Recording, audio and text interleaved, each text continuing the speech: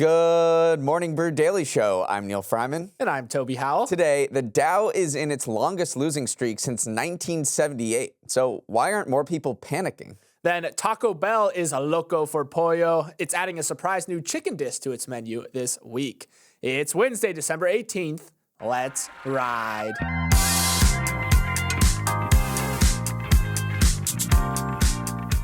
Got a fun thought starter for you all this morning. Maybe it'll help you come to a deeper understanding of what makes you, you. So someone on Twitter posed the question, what are your personal foundational texts? You know, the books you keep coming back to, the ones that most represent your values and interests, and you can't fathom having a personal library without them. Toby, the people want to know, what are your foundational texts? As part of this prompt, there was the question of, these are books you revisit multiple times throughout your life, so that you've read multiple times. And by that definition, the only foundational texts that I've read multiple times are mostly sci-fi or fantasy novels. The Aragon series growing up, I read multiple times. World War Z by Max Brooke is a book I've read 3 times. The Red Rising series. Most of these were books that I did read as a kid, then you revisit as an adult. There's something just very cathartic about that. But Neal, if we expand the definition beyond just books you've read multiple times, what are your foundational texts? Yeah, when I was thinking about this prompt, I was thinking the one that most represents me as a person, and the one that is just like a base layer for me. And I think when I was a kid, I would just look over the atlas all the time. So I'm going with Atlas as my foundational text. I could just stare for maps at hours. I loved memorizing all of the countries of the world. So we're going with Atlas.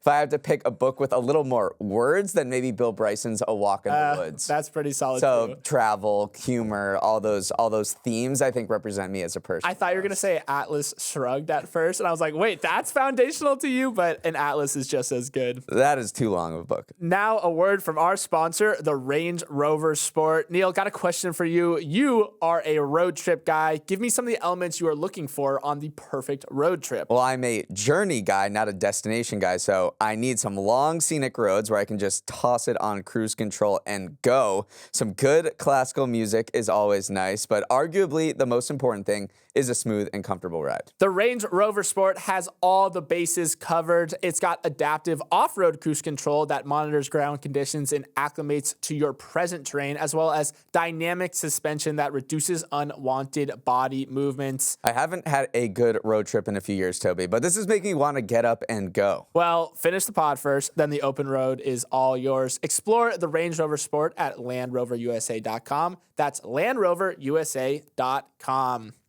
The Dow Jones Industrial Average is one of the most well-known stock indexes in the world, and it just did something it hasn't done since Jimmy Carter was in office. Like Pep Guardiola's Manchester City side, things have been going decidedly downhill recently for the Dow. It is now finished in the red for 9 straight trading days, suffering its longest losing streak since 1978. To make matters worse, the Dow has been heading south while everyone else heads north. Both the broader S&P 500 index and the tech-focused NASDAQ have notched record highs in the last week compared to a 3.5% decline for the Dow. What's dragging it down? Well, United Health Group is down 30% since the shooting of executive Brian Thompson, accounting for nearly 60% of the entire index's drop. Remember, the Dow is price-weighted, so the companies with a higher individual share price have a greater impact on the index as a whole. When one high-price stock like United Health tanks, it brings the other 29 down with it. Still, more than 2/3 of the Dow Jones members have also fallen over the same period, so it's not just a one-company issue. Neal, as we enter into the last few weeks of the year with an important Fed meeting on the horizon, stocks are exhibiting some squirreliness. Still, this is, I would say, the chillest historic sell-off ever. What we've had 9 straight losing days for the Dow, and overall it's down 3.5% over that period. That is just not a big deal in the grand scheme of things, but this is mostly a United Health story. It is down 30% since the shooting, but so there's been greater scrutiny around health insurers.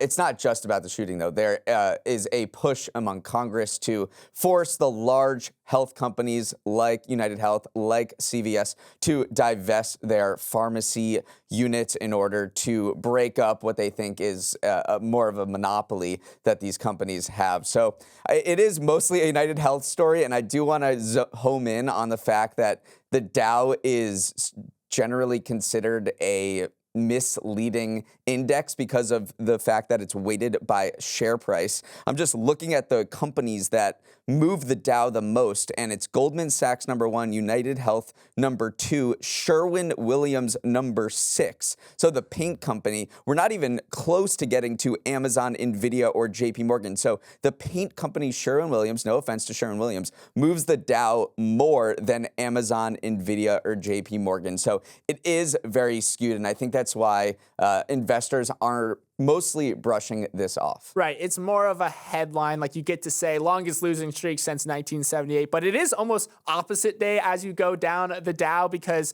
you have companies like Nvidia who have been actually stinking it up recently a little bit. It's down 17% since it hit a record high in November 21st. Sherwin-Williams is down about 7%. That's a recent addition to the index. Meanwhile, Boeing has jumped 10% over that 9-day losing streak and is actually the top performing stock in the index over that period as well.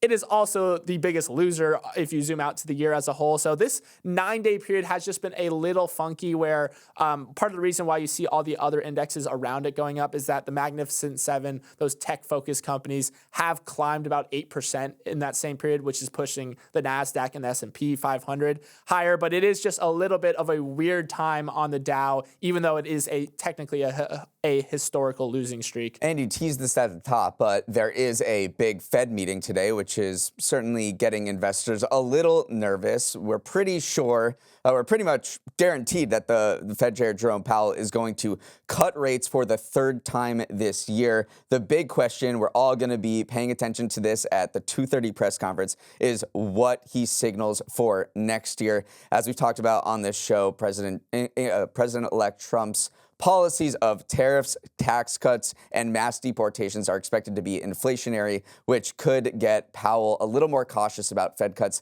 through the next year. So we'll see how stocks respond to what he says about the future forecast of rate cuts. Right. It seems like right now Powell wants to put the car in neutral, not to go down another road trip analogy here, but the Fed might be taking its foot off the brake after lowering this last final time to get to a more neutral interest rate, that it's no longer restricting growth, but they also don't want to provide any additional growth stimulus either. So finding that equilibrium is something that the Jerome Powell's comments have indicated that he is more likely to do. That being said, the market does forecast potentially 3 rate cuts next year. It just won't be front-loaded by any means. All right, so we're literally going to be talking about this 24 hours exactly from now. We'll give you an update on what Powell says. President-elect Trump escalated his legal war against the media yesterday, suing the Des Moines Register and pollster Ann Seltzer for election interference. Weeks before the election, Seltzer released an extremely surprising poll that showed Trump down 3 points to Kamala Harris in the state. He ended up winning by 13 points. Trump alleges a violation of the Iowa Consumer Fraud Act, which bans deception when advertising or selling merchandise. The lawsuit comes on the heels of a major defamation settlement Trump agreed to with ABC News. On Saturday, ABC parent Disney agreed to pay $16 million toward his future presidential library after Trump sued over inaccurate comments made by top host George Stephanopoulos. When conducting an interview earlier this year, Stephanopoulos said on air that Trump was ruled liable for rape of the writer E. Jean Carroll, when in actuality, Trump was held liable for sexual abuse. That ABC News settlement sent shockwaves across the media industry. Legal experts expected the network to win the challenge because defamation is such a high bar in the United States, which has the strongest protections for defendants of any country in the world. So the fact that ABC would settle at this stage of the dispute was highly unusual and surprised a lot of people, and it sparked concerns among Trump critics that his relentless litigation against the news will allow him to silence or control the press. And this new challenge in Des Moines shows he's only emboldened. He's definitely emboldened. The surprising thing about the ABC settlement, which is, let's start there first, is that the constitutional standard in defamation cases is usually pretty defendant friendly because, you know, in America, we have very strong freedom of speech laws, rights literally enshrined in the Constitution. So a lot of people are like, whoa, why did ABC end up settling here? Part of the reason is we probably don't know why they settled. Maybe something that they didn't want to come out in discovery. They didn't want this to go in front of a jury. Potentially some things said behind the scenes contributed to them settling. As for the Des Moines case, this is a non-traditional claim. Remember, it's not technically a libel suit. It is going against, they're saying Trump is trying to say that they violated Iowa Consumer Fraud Act, which prohibits deceptive ads. That one seems like it's less likely to succeed, but just in general, zooming out here, it is a bit, the word that has been tossed around by a few outlets is that it is a chilling kind of effect to go after these and use your intimidation power as the president-elect to go after these media organizations. And that's exactly what he wants to do. I mean, he knows he's probably not going to win this because the bar for defamation is so high. He would have to prove Stephanopoulos acted in actual malice or with reckless disregard to the truth when he could have just been misspeaking. Like, Stephanopoulos would have had to have been scheming with ABC News staffers in order to deliberately lie to the public about Trump. That is very hard to prove. But the point of this may not even be to win at all. Trump has sued many major media companies in the past. He's lost pretty much all of them. The ABC News one is the only settlement that he's gotten. He's lost against CNN. He's lost against the New York Times. But in an interview with the Washington Post he gave, this was in reference to a previous lawsuit he filed against Tim O'Brien, who was a New York Times business reporter at the time. He said he knew he couldn't win, but he brought it anyway to make a point. And this is a Trump quote: "I spent a couple of bucks on legal fees, and they spent a whole lot more. I did it to make the reporter's life miserable, which I'm happy about. And the goal here may be just to drain media companies of resources, financial resources, by making them lawyer up and spend time and divert their attention away from actually covering it." And then the final, aspect of this case is that trust in the media is at an all-time low. So maybe ABC didn't want to go in front of a jury because there have been instances in the last decade where a jury has not been favorable to a media company. What I'm thinking of is in 2016, a Florida jury ordered Gawker, which was this online media publication, to pay Hulk Hogan more than $115 million in damages, which ended up bankrupting the media site. So maybe they just did a quick calculus here and say, we don't want to go down that road because juries have proven to be unfavorable in the past in cases similar to this one. Here's a tech startup you need to know about: Databricks. Yesterday, the software company raised a staggering $10 billion funding round at a $62 billion valuation, and some superlatives are in order. That is likely the biggest venture capital fundraising round of all time, and it cements Databricks as one of the fastest growing companies in Silicon Valley. I never thought a startup would raise more than the $6 billion OpenAI received earlier this year, but here we are just a few months later. What does Databricks do? What if I told you it had something to do with AI? Yeah, shocking. Databricks sells software that allows big companies to sift through all the data they collect and use it to build AI models that help them run their businesses smoothly. For example, Walgreens is a client, and they use Databricks to help them learn when to refill prescription inventory. Others use Databricks to predict when to offer promotions and to whom, while automakers like Rivian use the software to extend the battery life of their vehicles.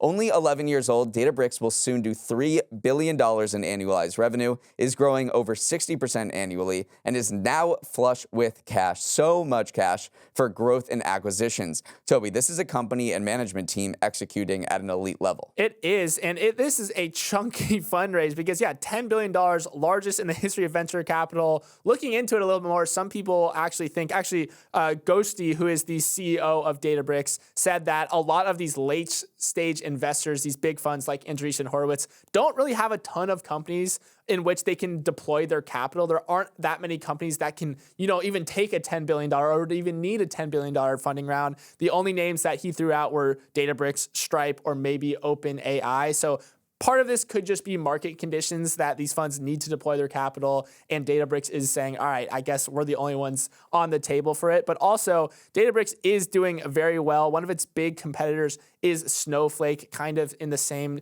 data warehousing game, in the data slicing and dicing game. And right now, their market caps, Snowflake is a public company, is similar to Databricks, his new funding valuation after this latest funding round. So I think we're gearing up for a little bit of a data software war between these two companies. And people listening are probably like, wow, Databricks, like this is growing like so fast. They have AI. I really want to invest. Well, the problem is they're maybe not going to IPO anytime soon, and that's the point of this fundraise. They're going to use a lot of this money to provide liquidity to let their employees cash out, which is what an IPO would do. So they're being a little more patient for an IPO. Snowflake, as you mentioned, is a public company. Databricks now eclipsed their market cap, but is going to remain private for a little while longer. Maybe at some point they will IPO and you can invest in this company, but for now they're staying private. You can stay in private. And one thing about Databricks, again, it's a little hard to wrap your mind around unless you are a data, engineer, but some of the quotes coming out of people who use it. One person, Dan Demir, who is the chief product officer of ThreadUp, said, "You can pry it out of my dead, cold fingers." So it is one of those companies with a very, fanatical following in the industry that it serves. So even if you are sitting here at home and say, I don't know what Databricks does, talk to your data engineer friends. They'll know exactly what they do. Up next, Taco Bell gets nuggy with it. The newest way Taco Bell wants you to live, Moss, is by getting into the chicken game. Starting Thursday, the chain is adding chicken nuggets to its menu for a limited time. But they aren't just any old nugs. They'll be marinated in a zesty jalapeno buttermilk and fried with a coating of tortilla chips mixed with breadcrumbs for a little Taco Bell twist on the fast food staple. While adding nugs might not seem to jive with the rest of Taco Bell's cuisine, adding chicken is most certainly in line with where the fast food market as a whole is heading. As the cost of beef rises, more and more restaurant chains from McDonald's to Chipotle are relying on chicken to be its main growth driver. Taco Bell's former CEO Mark King said during an investor day last year that a large percentage of our business is beef, but the Gen Z consumer wants chicken. Neal, nuggets are a dangerous category to enter into because incumbents like Chick-fil-A and McDonald's have their extremely loyal followers. But I think Taco Bell looked at where the industry winds were blowing and realized they'd be clucked if they didn't go for nuggets. I think there's one word that only matters here out of crispy chicken nuggets, and that is the word crispy. Oh, you love crispy. Because the texture of Taco Bell is largely one note. It's mostly beef slop or cheese slop or bean slop. I mean, that is the one note texture of Taco Bell, and people love it. But I think adding this crispy texture to their menu expands their universe a little bit. It is what consumers want. We're obviously going to talk about chicken, but I also think consumers want that crisp. Chili crisp is everywhere. This is the kind of texture that consumers really want from fast food, from their food in general. So I think that really is the one word. And they make pains to show that they're going to do this very interesting breadcrumb situation around it. So I think that is one word we should pay attention to. I actually think you're dead right, too, because I read an Eater article. They did test out the new nuggets from Taco Bell, and they said they have a thick and craggy coating that's more akin to a Raising Cane's than a Chick-fil-A or a McDonald's or a Wendy's.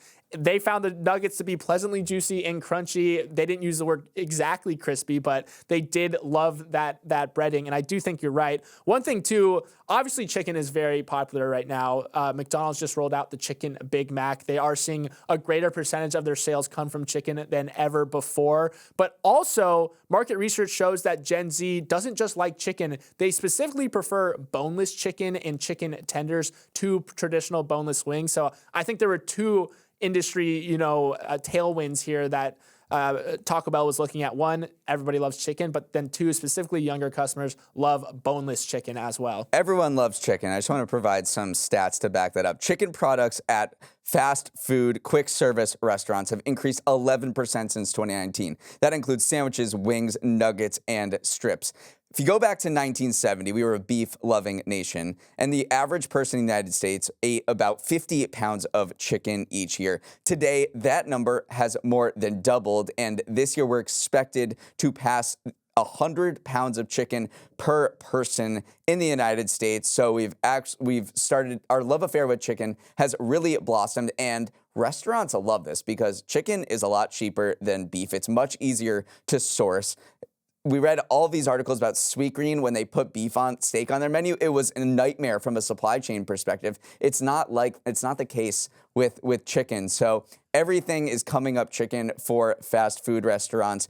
Big questions for Taco Bell's. Can it compete with the big guns in the chicken nugget market? And what the heck are going on with these sauces? Because that is key. We need to talk about the sauce. I was going to ask your opinion on these. So it's offering, they want you to pair it with 3 new sauces. 1 is just the chain's signature Bell sauce. 2 is a jalapeno-infused honey mustard sauce. And then 3 is a spicy ranch sauce that is concocted in collaboration with Hidden Valley. Of those 3 sauces, Neal, what are you ordering as your side dipping? Whenever they say signature dip, I'll go with that. The other 2, I have to say, are not inspiring to me. Honey mustard, I mean, that became boring 20 years ago. And then a spicy ranch sauce sounds fine, but I'm looking for a little more innovation when it comes to dipping sauces. And apparently they tested over 100 sauces just to get to those 3. So I'm a little disappointed with the options for the sauce, to be honest. We're in the wrong industry because I want to be the 100 sauce tester right there because I also have a lot of opinions on sauces. I actually disagree with you, though. I think the spicy ranch is delicious because that is what I do at Chick-fil-A is I get 1 ranch, 1 buffalo, and I mix them together. They just took that mixing step out of it for me. Now let's sprint to the finish with a few headlines you may have missed. The FTC is getting serious about cracking down on junk fees. Yesterday, the commission passed a rule requiring ticket sellers, hotels, and short-term rentals to show total prices up front, including all those annoying extra fees, so customers aren't caught off guard anymore when they check out. So no more finding the perfect weekend getaway only to get hit with a hefty resort fee, or buying a ticket to a Taylor Swift concert only to see the price rocket upwards at the end of the checkout process. Definitely not speaking from experience there.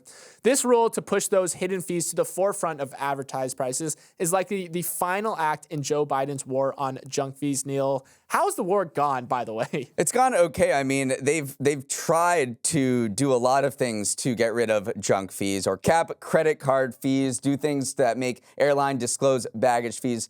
You know, they've introduced those, but those have seen a lot of pushback from industry, and there's been some setbacks in the courts. An appeals court in New Orleans blocked a requirement that airlines disclose baggage and other fees up front, so that is currently in litigation. A judge in Texas blocked a rule that would cap credit card late fees. And an interesting point about this particular measure introduced yesterday was that there was 1 person on the commission. There's a commission of 5 at the FTC. 1 person who voted against this, and that is Andrew Ferguson, who is going to lead the FTC next year. So a lot of question marks remain around this war on junk fees because it's happening. It just matters whether it will last in the next 4 years with President-elect Trump in charge.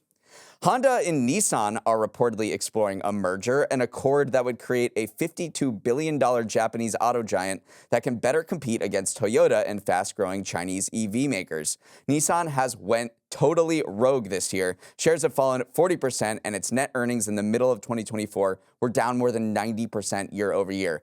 Honda's piloted the shifts in the auto industry a little bit better, but it still thinks it needs to scale up to better handle the transition to EVs. Combined, Honda, Nissan, and another Japanese automaker, Mitsubishi, sold 4 million vehicles globally in the first half of the year, compared to 5.2 million for Toyota by itself. Both Nissan and Honda were demure about a merger, saying they were exploring various possibilities for future collaboration. Toby, talk about a sign of the times. I didn't know you knew so many Honda and Nissan models, Neal. That was impressive right there. One of the things you look at is what would either side get out of this potential partnership beyond just the obvious, fact that you're combining growing scale a little bit. One potential partnership or benefit to Nissan is that Nissan needs a hybrid in their lineup. They need some help with that hybrid technology. That's something that Honda has really pioneered. And then on the other side of things, remember, even though Nissan has fallen a little bit in the EV race, Nissan was one of the first, the OGs of the EV. Remember the Nissan Leaf? It had its growing pains. It didn't exactly set the world on fire, but Honda could probably get some EV technology out of this partnership as well. So those are 2 of potentially the synergies that they're looking at this potential merger. Finally, a famous British cello player was forced to cancel a concert after the airline he was flying on didn't let his instrument on the plane. This wasn't any old cellist. Sheku Kana Mason was a household name after performing at Prince Harry and Meghan Markle's wedding. And this wasn't any old cello. Kana Mason's cello is worth about $3.1 million. But after his original flight was canceled, the gate agents on his rebooked Air Canada flight denied his cello from coming on, citing a policy that says the extra seat for his instrument needed to be booked 48 hours in advance. Neal, as a former cellist, did this strike a chord with you? No, it did not strike any chord because I can't imagine having a cello that is valuable enough, first of all, to fly with. I would never need to go fly anywhere to perform with my cello, or anyone that needs its own seat.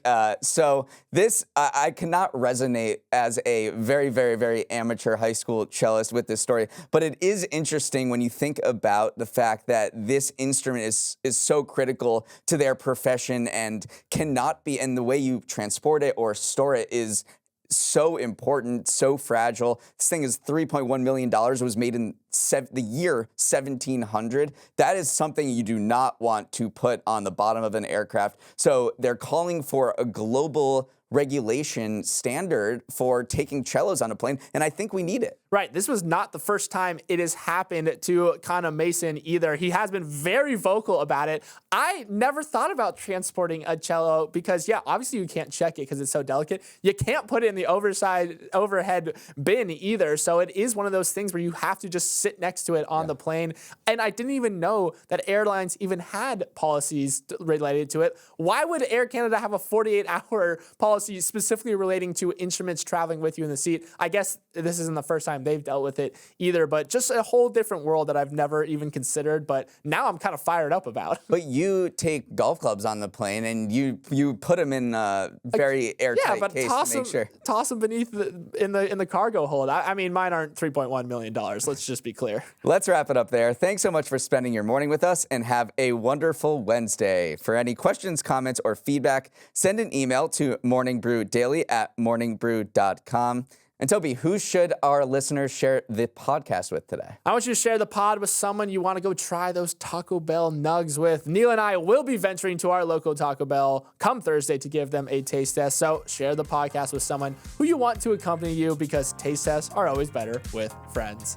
Let's roll the credits. Emily Milliron is our executive producer. Raymond Liu is our producer. Olivia Graham is our associate producer. Uchenna Ogu is our technical director. Billy Menino is on audio. Hair and makeup is Too Chicken to Come Into Work. Devin Emery is our chief content officer, and our show is a production of Morning Brew. Great show today, Neal. Let's run it back tomorrow.